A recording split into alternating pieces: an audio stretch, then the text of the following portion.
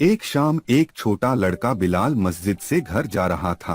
रास्ते में उसे जमीन पर एक बटुआ पड़ा हुआ दिखाई दिया। बिलाल ने उसे उठाया और खोलकर देखा।